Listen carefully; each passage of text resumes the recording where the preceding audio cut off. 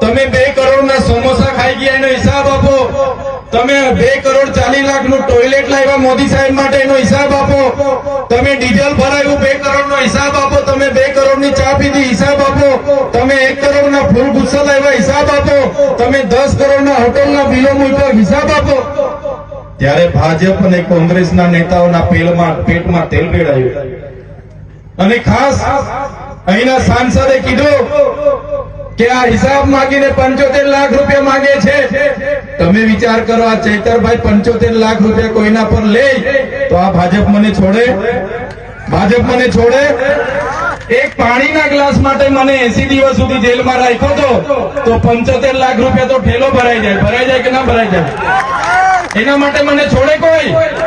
કોઈ ના છોડે. પણ આ મોદીજીના કાર્યક્રમમાં કરોડો રૂપિયાનો હિસાબ આપવો પડે, એના માટે એમની ભાજપના નેતાઓએ એમના કોન્ટ્રાક્ટરો સાથે કરેલો કૌભાંડ બહાર આવે, એના માટે આ લોકો બોખલાઈ ગયા છે. કેમ કે આગળ મેં મનરેગાનું કૌભાંડ અહીંયા જાહેર કર્યું તો ખબર છે ને બધાને? એમાં ભાજપના મંત્રી, કોંગ્રેસના ગુજરાતના ઉપાધ્યક્ષ એ લોકો પર ફરિયાદ થઈ છે, આજે જેલોમાં છે. મંત્રીના પુત્ર આજે જેલોમાં છે. નળ સે જલ કૌભાંડમાં પણ ભાજપ અને કોંગ્રેસે કૌભાંડ કર્યું. આજે નળ તો આપણા ગામમાં આવી ગયા, પણ નળમાંથી એક ટીપું પાણી આપણને આજ દિન સુધી મળ્યું નથી. મળ્યું છે તમને?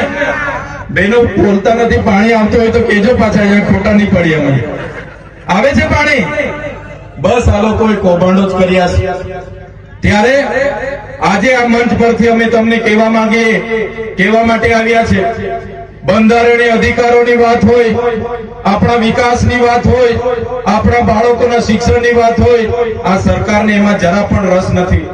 સરકારને તો પ્રજાના પૈસે તાઇફા કરવામાં રસ છે.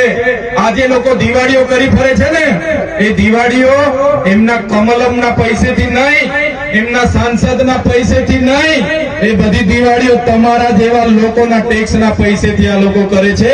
એટલે આવનારા દિવસોમાં એ લોકોને સત્તાથી દૂર કરી દેવું પડશે. આપણે તૈયાર છો બધા? તૈયાર છો બધા? ત્યારે સાથીઓ, આજે મનરેગા યોજનામાં આપણને રોજગારી